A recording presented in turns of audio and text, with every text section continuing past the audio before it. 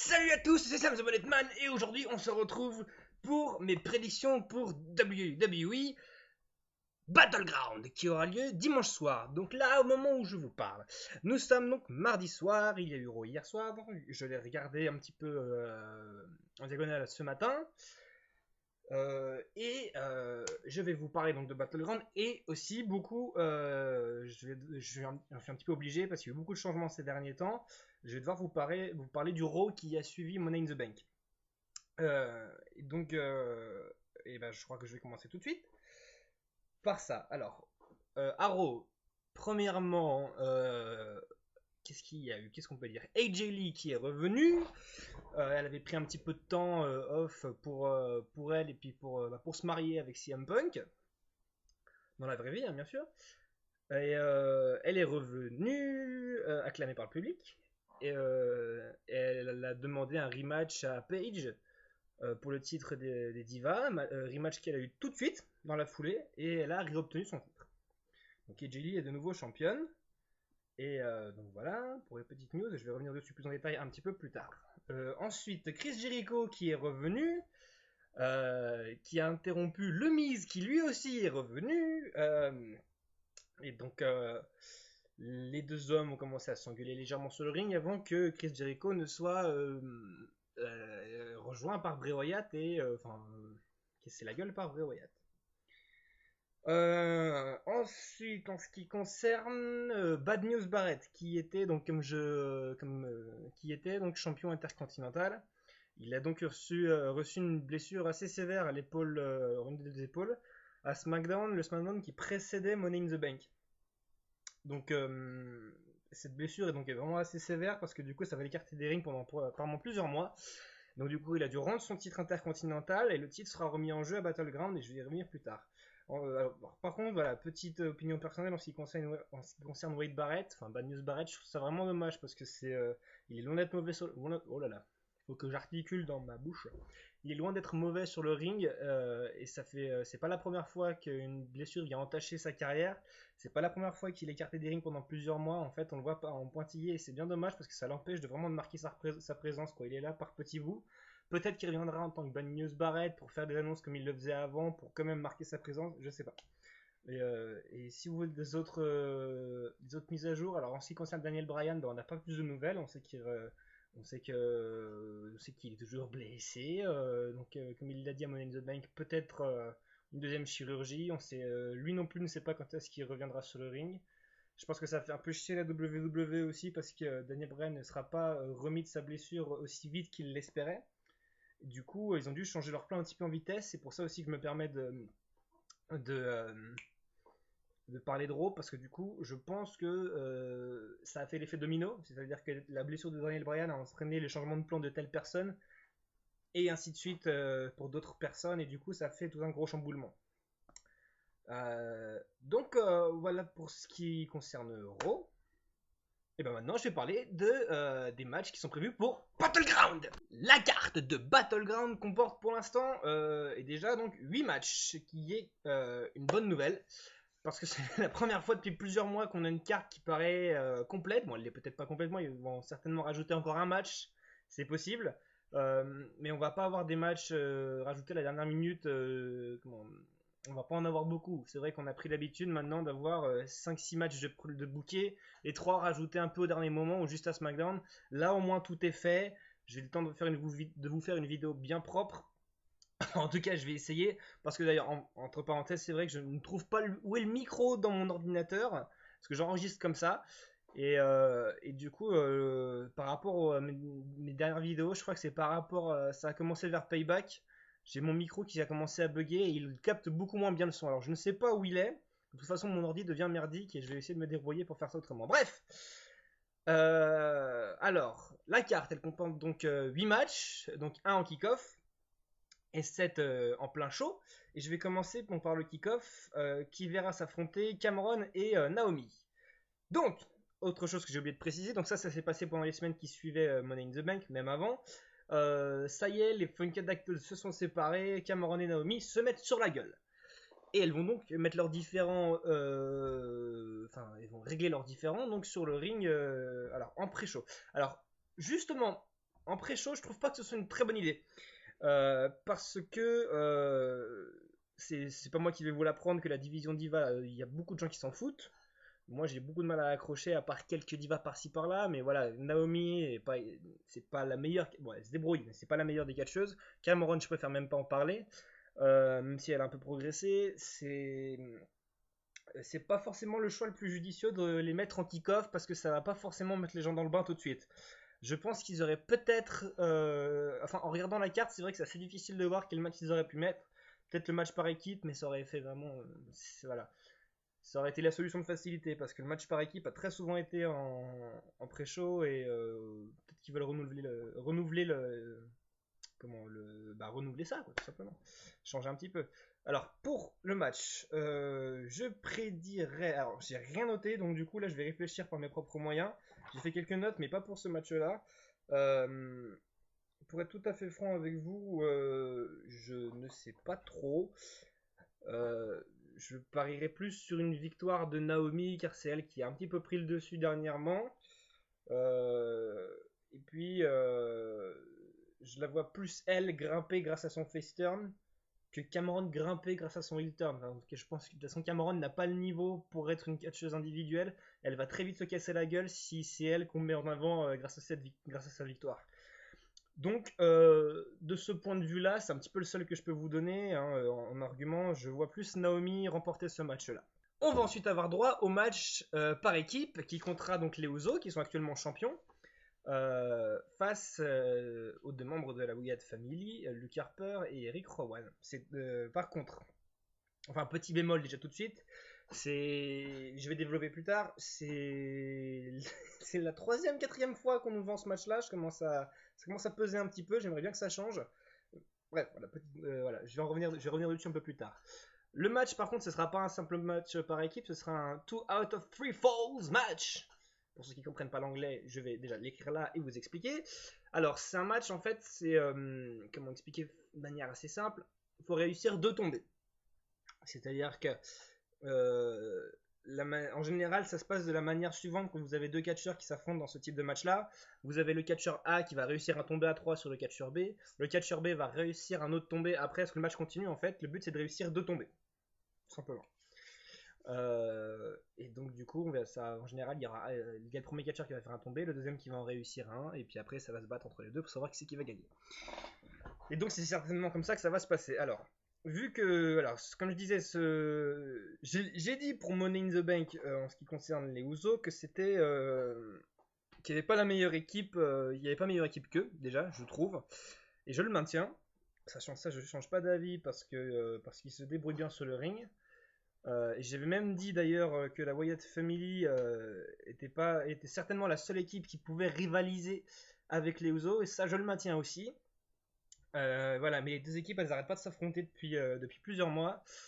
Et je commence à en avoir un peu marre en fait. Hein. Donc c'est soit elles s'affrontent par équipe, soit elles s'affrontent avec Bray Wyatt en plus et John Cena de l'autre côté, soit elles s'affrontent en un contre un. Mais c'est tout le temps les Usos contre un membre de la Wyatt et ainsi de suite. Enfin voilà, ils composent ça un petit peu comme ils veulent. Et, pour tout vous dire, voilà, je trouve j'en ai un petit peu marre. Alors bien sûr, on nous met une stipulation pour apporter un petit peu de changement. C'est une excuse pour nous revendre le même match parce qu'ils n'ont pas plus d'idées que ça, je pense. Je parle des scénaristes de la WWE. Et bah fuck off, moi je donnerais bien le titre à la Wyatt Family au final pour que ça change un petit peu.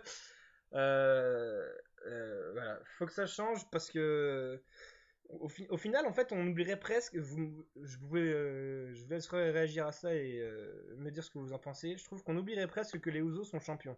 On oublie presque, même s'ils se baladent tout le temps avec leur ceinture, qu'ils la brandissent et tout. C'est, on oublie presque qu'ils sont champions parce que c'est vrai que c'est au final, même si c'est spectaculaire, c'est assez redondant. On les voit très peu parler au micro. Enfin, on les voit parler backstage avec les intervieweurs, mais c'est tout. Et donc voilà, on a l'impression que la ceinture c'est juste un accessoire qu'ils ont sur eux et c'est tout. Moi j'aimerais bien que les Wyatt soient champions, mais je pense pas que ça va arriver non plus parce que parce que j'en sais rien au final, sans trop de raison. J'ai toujours dit que je pensais que les Wyatt n'avaient pas vraiment besoin de titre. Euh, mais après, d'un autre côté, je vais encore développer ce point-là avec le match de Bray Wyatt. Ce qu'on peut dire, c'est que ils sont un petit peu en train de passer à la trappe, en fait, la Wyatt Family. Enfin, je dis ça, c'est des grands mots, hein. On est un petit peu en train de les oublier, ils étaient vachement sur le devant de la scène. Alors, je ne sais pas ce que la WWE a prévu pour eux, parce que je pense qu'ils ont vraiment marqué leur territoire et qu'ils vont essayer d'y rester, en tout cas bien dans le move. Euh, donc, ce serait une bonne idée de leur donner les titres, mais je ne pense pas que ça va se produire. Donc je parierais un petit peu plus par, sans trop d'arguments, je pense que les Usos... je suis encore indécis au final, hein. Je suis encore indécis pour tout vous dire. Voilà, je pense que voilà, c'est la stipulation qui peut peut-être aider. Je pense que s'il n'y avait pas eu stipulation, je pense que Luke Harper et Eric Rowan auraient gagné les titres. Mais le fait de rajouter une stipulation, voilà, je parierais, allez, je donne les Usos vainqueurs. Pour le titre intercontinental, rendu vacant à cause de la blessure de Wade Barrett, la WWE a aussi organisé une Battle Royale. Battle Royale, donc, comme d'habitude, hein, c'est-à-dire qu'il suffira de jeter son adversaire par-dessus la troisième corde et que les deux pieds touchent le sol pour que la personne soit éliminée. Et le dernier sur le ring remportera le titre. Voilà, alors, il y aura dans cette Battle Royale 22 participants. Et les 22, je vais pas vous les noter parce que c'est un bordel de montage, alors je vais vous les noter là. Voilà. Et alors du coup, pour donner mon petit pari, mon petit pronostic, comment on va faire? Je vais faire par ordre d'élimination, tout simplement. Et je pense que on peut peut-être se fier à ça. Moi, j'ai décidé de faire comme ça. On va voir ce que vous en pensez. Vous me direz. Alors, on peut déjà, premièrement, je lis mes notes parce que c'est vrai au final, si on enlève, alors, on va commencer par enlever. Pardon. On va commencer par enlever ceux qui sont pas trop à l'écran. En ce moment, hein, je veux dire, hein, on va pas trop sur la scène. Ceux qui n'ont pas besoin de titre, on peut enlever ceux qui sont déjà sur d'autres plans, d'autres rivalités. Ceux qui ont perdu leur match récemment, vous voyez, ça commence à faire du monde en moins, hein. On peut enlever les catcheurs par équipe aussi, et ceux qui ont déjà un titre. Et comme vous pouvez le voir, il en reste que 3. Bodalas, tu dégages, et du coup, il en reste que 2. Il reste Le Miz et Alberto Del Rio. Alors, c'est peut-être un petit peu facile d'en arriver à ce point-là, mais au final, on pourrait peut-être. Je peux. Euh, comment J'ai pas vraiment argumenté là-dessus, mais ça me semble. Comment on pourrait dire plausible. On pourrait dire ça me semble. Ça tient debout que tous les autres. Je ne vois aucun des autres avec le titre au final, parce qu'ils n'en auraient pas besoin, et du coup, ils sont déjà sur d'autres plans et tout ça. Le Miz est donc revenu juste avant. J'ai parlé de Bodalas, j'ai demandé de dégager. Je vais vous expliquer pourquoi. Parce que Bodalas. Quoique au final. Est-ce que ça serait faisable Bodalas avec un titre? Non, il a été ajouté un petit peu à la hâte dans ce machin. Quoique ça serait une petite bonne idée au final. Non, reviens Bodalas, ça peut être une bonne idée maintenant. Réflexion faite, ça peut être une bonne idée. Du coup, Del Rio, je le mettrais du coup en troisième parce qu'au final, Del Rio, il n'a pas réellement besoin de titre, même si c'est vrai qu'il a le convoi de ce titre, ça ferait du bien pour rebooster un peu sa carrière parce qu'il a un petit peu un statut de catcheur de mid-card en ce moment.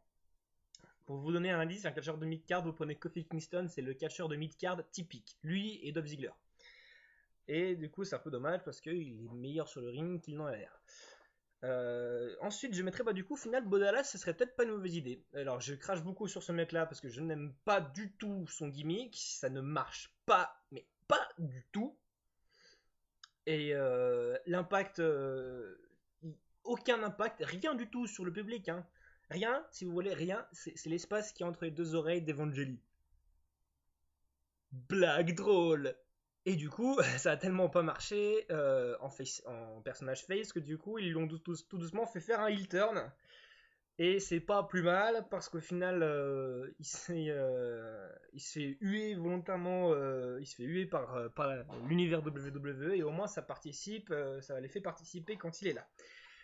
Et du coup, peut-être qu'au final, de lui donner le titre intercontinental, ça lui permettrait de se rebooster un petit peu vers enfin, d'avoir un petit peu le push qu'il aurait dû avoir par le public. Et, donc il va essayer de se débrouiller autrement. Alors je ne sais pas, moi je trouve que ce serait une bonne idée, même si honnêtement je ne pense pas que ça va se produire. Ce serait une belle surprise en tout cas, ce serait assez rigolo. Il est pas mauvais sur le ring, hein, mais il est pas, c'est pas le meilleur. Et donc du coup en premier je mettrais le Miz parce que le Miz est de retour en personnage heal, hein, donc c'est-à-dire qu'il n'est pas apprécié par le public Il a déjà été champion plusieurs fois, et là, pour rebooster son retour, ce serait peut-être une bonne idée. Alors, pour être tout à fait franc avec vous, je suis vraiment pas très confiant sur mes paris, par contre, hein, je vais vous le dire comme ça, parce que j'ai vraiment très peu d'idées. Mais voilà, je pense que ça va tourner dans cette zone-là, ça me semble assez plausible. Donc vous voyez, donc mon top 3 revenait vers le centre, là. Donc Bodalas, Del Rio et Le Miz. La WWE a fait un truc énorme que je croyais encore impossible à ce jour, à savoir faire un face turn à Jack Swagger. Et ouais, truc de gueudin. Donc, comment ça va être, c'est incroyable. Bref, et je dois le dire d'ailleurs, pour en parler, elle l'a fait de parfaite manière. Alors, vous le connaissez, le catcheur Rousseff. Vous savez qu'il est équipé qu'il est accompagné de la bombasse russe Lana, qui parle pour lui au micro, hein, et qui fait absolument toutes ses promos. Et du coup, elle a été interrompue à une de ses promos par Zeb Colter, qui lui s'occupe de faire les promos de Jack Swagger, qui est le plus patriote des patriotes américains qui sont patriotiques, voilà. Et du coup, ça a permis de les confronter. On a eu très rapidement des Let's Go Swagger. C'est un chant encore inédit. Je crois que c'est un jour à marquer d'une pierre blanche. Et des chants Let's Go Swagger, c'était assez rigolo. Je trouve que je suis même vachement client du coup parce que je veux voir ce que ça va donner. Ça me fait beaucoup rire parce que j'ai hâte aussi de voir ce que ça peut donner de la Swagger contre Rousseff. Et du coup, au final, les confrontations ont fait que voilà, le ton a commencé à monter, ça a commencé à chauffer. Et les hommes ont commencé à se taper dessus à Raw hier soir. Du coup, ils ont fait ça en match. Et premier match en face, donc, et première fois de sa carrière, Jack Swagger en face turn. Et donc du coup, les Américains, vachement américains d'un côté, et les Russes de l'autre. C'était même d'ailleurs super impressionnant de regarder les gens qui du coup se levaient, mettaient leurs mains sur le cœur pour chanter We the people avec Zeb Colter et Jack Swagger. C'est assez rigolo. Je vous conseille de revoir ça parce que ça vaut le coup. Et donc du coup, alors en ce qui concerne ce match tout simplement, on va réfléchir aux conséquences. Si Rousseff gagne d'un côté, Jack Swagger, je pense qu'il aurait un peu raté son face turn, à moins que ça continue dans les semaines à venir et que ça soit une locomotive qui démarre et qui pour son face turn et le confirmer de plus en plus. En ce qui concerne Rousseff, bah lui il va simplement tout continuer son chemin destructeur pour décimer absolument tous les adversaires qu'il rencontre. Par contre, si Swagger gagne, alors dans ce cas-là, ça confirmera aussi bien sûr son face turn. Et ça pourra, bon d'ailleurs comme je le dis, hein, je pense que ça peut aussi permettre à la rivalité de continuer, il n'y a pas de problème, mais voilà, donc ce sera un petit peu expéditif, et ce serait aussi un petit peu dommage par rapport à la Big E qui a fait quand même un bon gros travail et qui a essayé de faire un semblant de rivalité avec Rousseff pour essayer de le battre. Et si Big E, vous voyez à quoi il ressemble, hein, il est quand même sacrément musclé par rapport à Jack Swagger. Si Big E gagne et que si Big E a perdu et que Swagger gagne, je trouve que c'est pas très équilibré au final. Si on se rend compte que Rousseff s'est fait battre par un mec grand mais tout gringalet, plutôt que par un gros black qui a un physique de videur de boîte de nuit. Je sais pas trop. Et donc si Swagger gagne, Rousseff, alors lui du coup ça va mettre un gros coup de frein à son personnage, pas à sa carrière, à son personnage, parce que sa carrière est quand même bien lancée, puis il est loin d'être mauvais sur le ring, hein, il se débrouille bien pour un mec qui est plutôt de mastoc. Euh, donc voilà, à réfléchir aux conséquences. C'est pas si facile de discerner une victoire. Alors peut-être que c'est vrai qu'en ce moment je galère un petit peu pour avoir un avis. Peut-être que je perds un petit peu mon flair catchesque, on va dire ça. Euh, je pense que Jack Swagger va gagner pour confirmer son face turn. Parce que sinon ça aurait été tout ce travail pour rien si Swagger perd. Ou alors si Swagger perd, ce sera d'une très belle manière, on va dire en tout cas. Il se sera vraiment battu à fond. Mais je pense quand même que Swagger va gagner. Voilà, donc je parie donc pour ce match, victoire de Swagger. Dean Ambrose contre Seth Rollins. Alors, le petit flashback pour ce match-là. Donc, vous savez que The Shield est séparé. Vous savez également que Dean Ambrose s'est promis d'empêcher toute tentative euh, d'encaissement du contrat de Seth Rollins, qui est Monsieur Money in the Bank. Et donc, du coup, maintenant que les hommes ne peuvent toujours pas se saquer et qu'ils n'ont jamais vraiment pu s'affronter en un contre le ring, ça va se faire à Battleground. Alors, la vraie question pour ce match-là, c'est est-ce que la feud est partie pour durer? Si oui, si la réponse à cette question est oui, on partirait sur une victoire de Seth Rollins, je pense. Si non, je partirais plus sur une victoire de Dean Ambrose, car une fois qu'il aura posé ses mains sur Seth Rollins, il va pouvoir passer à autre chose. Alors, du coup, de ce point de vue-là, je partirais plus pour... oui, je pense que la rivalité est partie pour durer, donc je partirais plus pour une victoire de Seth Rollins. Parce que, comme dit Ambrose l'a dit, il a l'intention d'empêcher Seth Rollins d'encaisser son titre, d'encaisser sa mallette. Et je trouve que c'est une bonne idée de faire durer ça sur le long terme, parce que ça va vraiment faire chier Seth Rollins, et le jour où ça va arriver, bah, ce sera absolument énorme, je pense, qu'on peut le voir de cette manière-là. Et donc je parierais plus de ces points de vue-là sur une victoire de Seth Rollins, et je ne vais pas m'étendre un peu plus sur ce match-là, parce que simplement pour non si peut-être pour vous dire que ça peut donner quelque chose de bien sympa, parce que on sait que les deux hommes sont plutôt bons sur le ring. Et si, tant qu'on y est, vous vous intéressez un peu plus à Dean Ambrose, vous allez voir avant il catchait à la CZW. C'était une fédération de catch assez hardcore.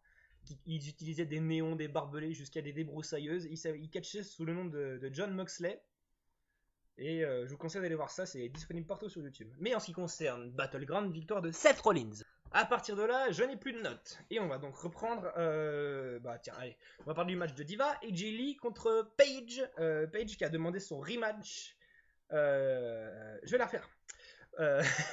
AJ Lee, donc, qui est revenu le lendemain de Money in the Bank, qui a demandé un rematch pour le titre de Diva à Paige. Rematch qu'elle a obtenu. Et titre qu'elle a donc obtenu aussi en gagnant. Paige a donc redemandé son rematch. Et du coup, ça va arriver donc à Battleground. Alors, la petite partie drôle, c'est qu'il s'est passé absolument la même chose en fait des deux divas. C'est-à-dire qu'il y en a une qui est arrivée pour féliciter l'autre et pour lui demander un match entre guillemets, et ça s'est fait un petit peu comme ça à la va-vite. Donc du coup, c'est ce qui rassemble les deux catcheuses. Et en plus, dernièrement, à Raw et à SmackDown, on peut voir que Paige et soutient beaucoup AJ. C'est-à-dire qu'elle l'applaudit de ses victoires, elle la congratule et tout. Même à Raw hier, elles ont discuté sur le bord du ring, elles ont pris les casques de commentateurs pour discuter et que tout le monde entende leur discussion. Et donc c'est assez particulier. Je ne sais pas du tout ce que ce match peut donner. C'est assez bizarre la manière dont c'est géré. Est-ce que Paige, je pense que cette amitié, bon c'est une amitié faux cul, hein, par contre ça se voit quand même un peu. Ça va tourner, au drame. Est-ce que Paige va reprendre son titre? Bon, elle a fait son temps en tant que diva quand même, hein, pour une nana qui a 22 ans. Je pense qu'elle a fait déjà pas mal de mois, hein. C'était le lendemain de WrestleMania, hein. WrestleMania c'était au mois d'avril, les enfants. On est au mois de juillet. Ça fait 3 mois. AJ Lee qui reprend son titre. Alors oui, alors voilà, je vais le reprendre comme ça. Si AJ Lee garde son titre, franchement, juste pour un mois, c'est trop. Parce que voilà, elle est douée sur le ring. Et elle a demandé à prendre du temps libre pour se marier avec CM Punk et faire d'autres affaires. Et du coup, bah, elle a perdu son titre un petit peu rapidement au Man Page. Et je pense qu'ils lui ont redonné comme ça. Ça va encore durer un petit peu. Je pense que AJ Lee ne perdra pas son titre à Battleground. Mais qu'il y aura un bon match, mais peut-être que la rivalité va continuer, je le vois bien comme ça, je vois bien Paige au fur et à mesure devenir de plus en plus virulente avec AJ Lee, et que ça enchaîne ainsi de suite comme ça. On verra bien ce que ça donne, mais du coup, partant de ce principe-là, je donne une victoire donc pour AJ Lee. Vu que ma coupe de cheveux part en vrille, je vais mettre un bonnet sur la tête. Voilà. Je vais vous parler de Chris Jericho qui affrontera Bray Wyatt en 1 contre 1. Alors, comment en est-on arrivé là? Chris Jericho est arrivé le lendemain de Money in the Bank à Raw, il a interrompu le Miz et Bray Wyatt est donc intervenu. Euh, en parlant à Chris Jericho, et c'est parti de là, et du coup, en fait, la rivalité s'est construite au fur et à mesure des semaines à Raw et à SmackDown. Bonne chose déjà.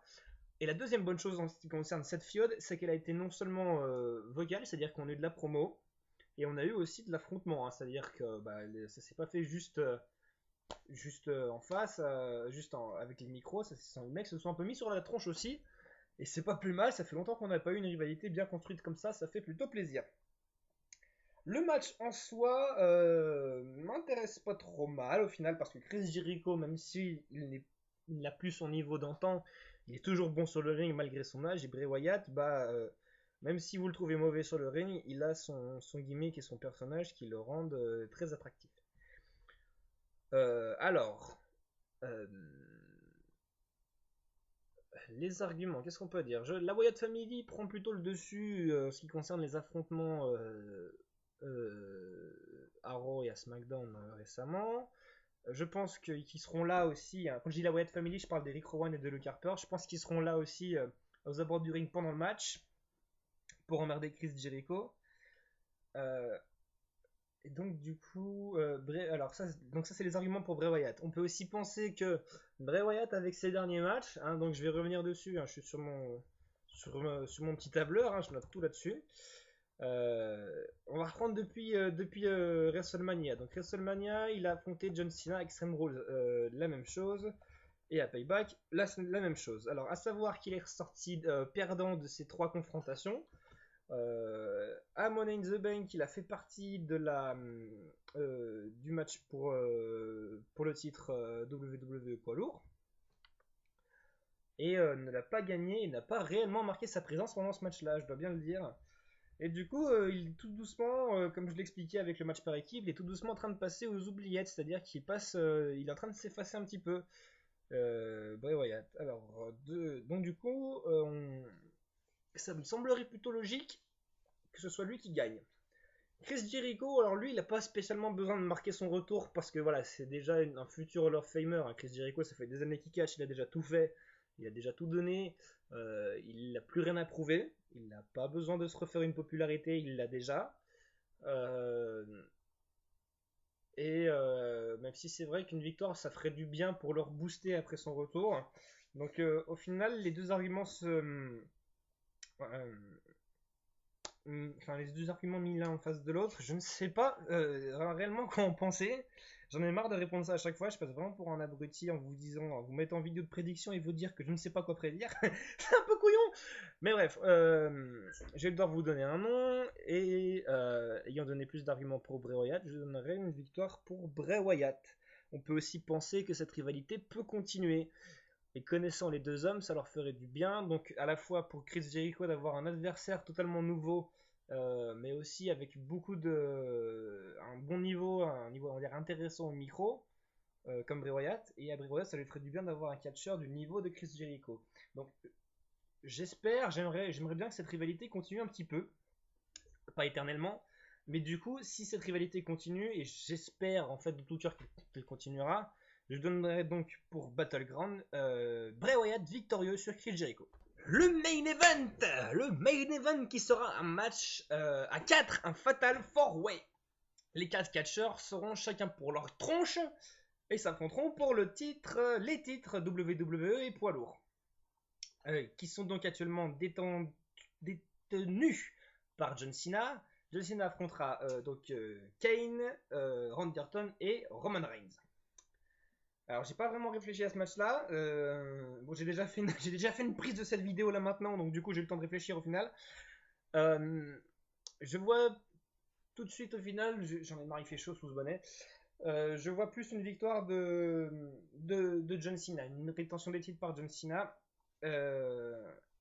Ou sinon, si jamais, ce sera plutôt. Ouais, sinon, ce sera Randy Orton. Parce que Kane avec les titres, non merci. Et Roman Reigns, même si c'est vrai que ça ferait plaisir à beaucoup de gens. Si la WWE suit le public, ce sera ça qui se produira. Mais non, si on réfléchit un peu, je pense que c'est trop tôt. Roman Reigns a encore beaucoup à apprendre.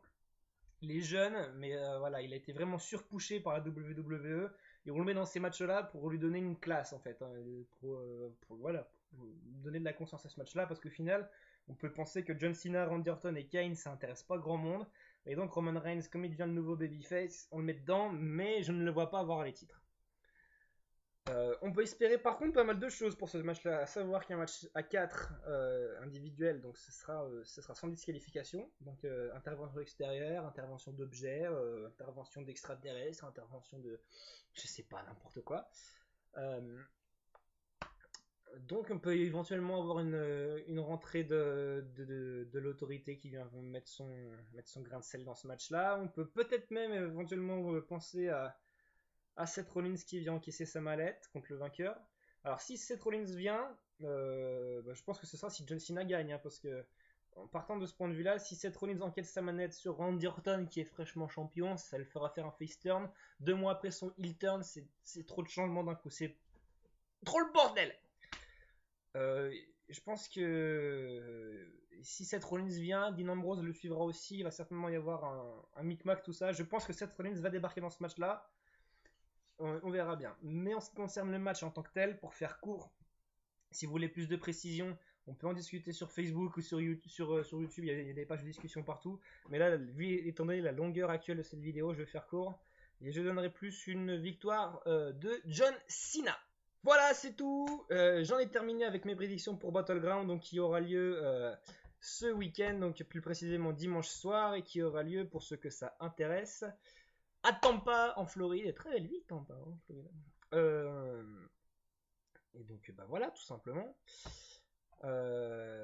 J'en ai plus ou moins terminé. N'hésitez pas à vous abonner à ma chaîne et à me poser des questions. Je sais que mes vidéos se font un peu rares. Je vais essayer au fur et à mesure maintenant d'en faire un petit peu plus, de revenir sur des événements passés pendant la semaine, donc pendant Raw ou SmackDown. Je peux essayer d'en faire quelques-unes sur certains catcheurs.